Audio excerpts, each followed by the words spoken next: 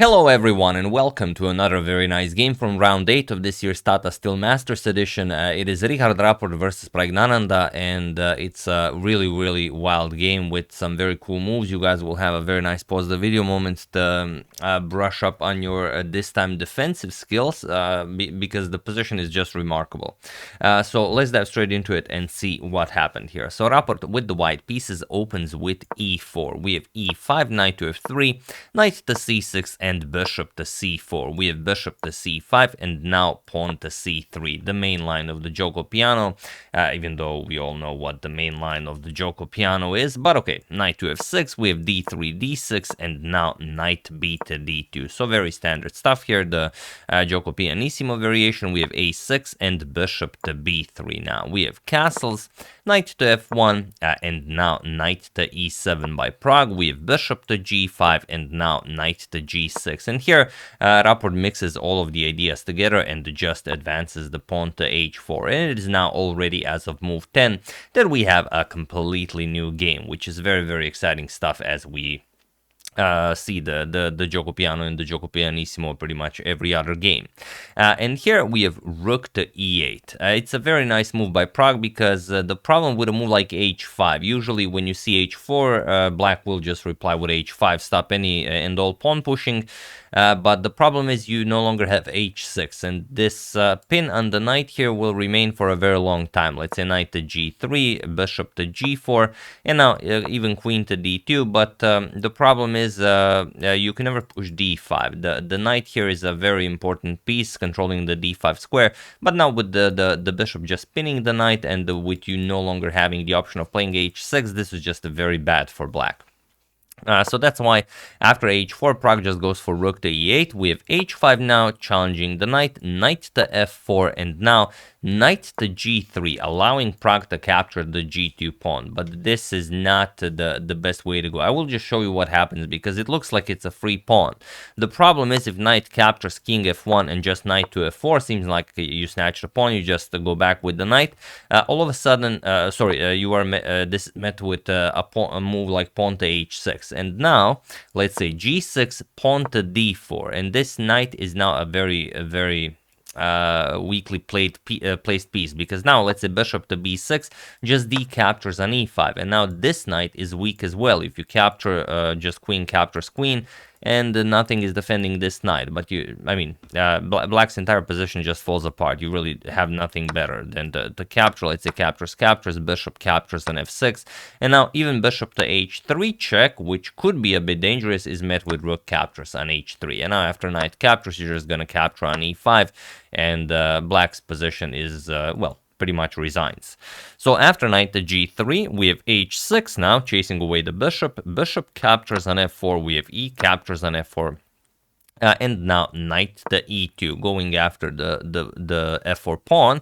Knight to g4. You could also play bishop to g4. Pragg says, all right, deal with the f2 pawn first, sort of checking if Rapport will castle kingside. And if you castle, then maybe the h5 pawn will be very weak. Then maybe Pragg will get some attacking chances. So Rapport goes rook to f1, even though castling actually is fine in this position. And now knight back to f6, just going after the h5 pawn.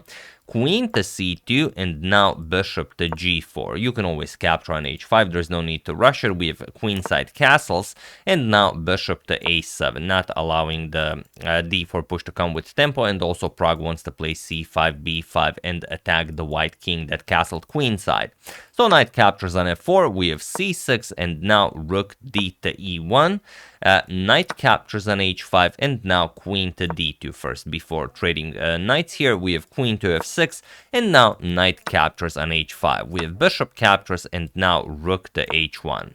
Putting pressure on that bishop. So bishop captures on f3. Pragg says, all right, I will take your pawn. G captures and queen captures. And this is where the fun really starts. The f2 pawn is being attacked, so Rapport defends it, rook to h2, and now you know that a rook is coming on g1 most likely. Then there will be all sorts of threats like queen captures on h6, for example. So Pragg plays king to f8, and now we have bishop to d1. This is an incredibly strong move by Rapport, kicking away the queen, because you can't get rid of the queen on f3, and you really want to play f4. So bishop to d1 accomplishes just that. queen to f6, and now pawn to f4. And now you no longer have to worry about the df2 pawn being a weakness, and d4, e5 are coming with Prag's king stuck on that f8 square. Lines are open in front of the black king.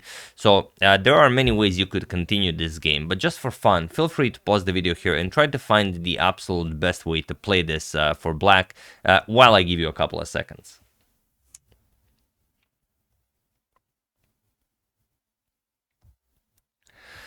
So for those of you who were able to do it, congratulations on spotting this, well, just the absolute best way to play the position. And for those of you who just want to enjoy the show, it is rook 8 to d8, which is much different than what Pragg played. In the game, Pragg played king to e7, and his idea was to bring the king over to the queen side where it will be much safer. And usually such ideas are more than welcome. It's a very creative way of thinking, and I don't know, players like Tigran Petrosyan would, just impress everyone by doing these crazy king walks where you bring the king in an open board and then you hide it all the way to the other side of the board. But this is just one such position where it does not work. So I'm just going to show you how you should play this, and it's incredibly difficult to play like this. For example, rook 8 to d8, and now after white continues developing, of course you want to play the bishop on this diagonal, you want to play d4, e5, now b5, and now after d4 you want to play c5, and now after e5, it's a very dangerous looking position. Let's say queen f5, bishop to c2 attacks the queen, queen to g4, and now even d5. Now black will play c4. Now you can't just wait for white to continue the attack. You have to start your own attack. Now b4 is coming, and if pawn to e6, which is very nice, you will play f captures on e6. Now rook to g2. And now after the queen moves, let's say queen h3, bishop to g6 goes after the rook, rook to e7. And now after king to b1, you will advance the pawn to b4, and here the entire position just completely explodes. C captures on b4, even bishop to d4 is an option because the queen cannot capture, the rook on g2 would be hanging. So absolute madness of a position, but all in all, black should be able to hold this if black continues playing actively with moves like c3 and so on. So it's a very cool way of playing, but Pragg decided to play even cooler. He played king to e7, but now it's a bit dangerous for him. Pawn to d4. He plays king to d7. Of course, he wants to hide the king. Now pawn to e5. And now the problem is there's just no good square for the queen. Whatever you play, it's going to be insufficient. You can't play a move like if you put the queen on this diagonal, it's just going to be very bad. Then rook g2, then bishop to g4 check. Let me just show. Let's say queen to g6, rook g2. Now you can't play queen f5 because the bishop just picks up the queen, and if you put the queen on h7, that the queen is basically out of the game. Bishop to g4 with check. You're going to play king c7. Now captures on d6, and if captures, rook g to e2, and here you resign. There's no good way to handle all the pressure on the e-file, and if queen to g8 to guard your rook, even f5, opening up this diagonal for the queen. And if rook captures on e2, you're just gonna play queen captures. Again, you prevent rook to e8, and now after, let's say, a move like f6, because you really need to stop queen to e5, but you can't keep an eye on everything. For example, if f6, queen to e7 with check, and you will get checkmated. Bishop f3 check, king to c4, and now queen to e2 will be checkmate. So many cool ideas here, but not for black. So queen to e7, the only playable move for Pragg. We have rook to g2. Now goes after the g7 pawn. Pragg defends it, and now even pawn to f5, just blasting through. If you don't capture, then of course just captures, and captures. So Pragg captures on f5, but now rook to g7 again. Not a lot of moves for Pragg. e6 is the threat. Best would be probably to capture, but even this would be very difficult. If king to c7, now queen to f4, threatening e6, and there's just no good way to handle this. And you can't block with the queen because just rook captures on f7. Now if you capture, again, check, and you blunder your queen. So after rook to g7, Pragg played rook to f8, but now just pawn to e6, delivering a nice check, king to c7, and now even bishop to h5. You are never worried about the pawn moving. So queen to f6, attacking the rook, and now just rook captures on f7 with check. Pragg has to capture this, rook captures, e captures, and now rook to f8, going after the pawn, but now just queen to e3. And there's no good way to handle this. The problem is, even if you trade queens, let's say queen g5, you force a queen trade, how are you stopping rook to e8? There's no good way to stop this. If rook to e7 check, you can even push the king a little bit, rook to e8, and here you resign. Either a queen is brought into the game, or you have to give up a full rook. Now Rapport would be up a full rook. So instead, after queen to e3, rook captures on f7 was played. Pragg decides to give up the exchange. Bishop captures, queen captures, and now just queen to e7 with check. Here Rapport trades, and here a bit of a weird thing happened. This is move 39. King to b6 was played, and the Rapport played pawn to c4. Achieving move 40. So here Rapport reaches time control. He is granted additional time, but Pragg actually lost on time here. He thought that he was already on move 40 and his time just dropped, and here Rapport called the arbiter. He said okay, his time ran out, and he was in this position on move 40 that Praggnanandhaa lost on time. But also there was nothing more to be done here. Yes, you are up 2 pawns, but there's no way for that bishop to get into the game. If you play something like bishop to b8, just rook to f7, you're just going to start gobbling up pawns. And if d5, you can even trade captures, rook captures on f5. Now this is hanging. Once you defended that, we're going to go after the rook here, or even rook to f6 check, let's say king to b5.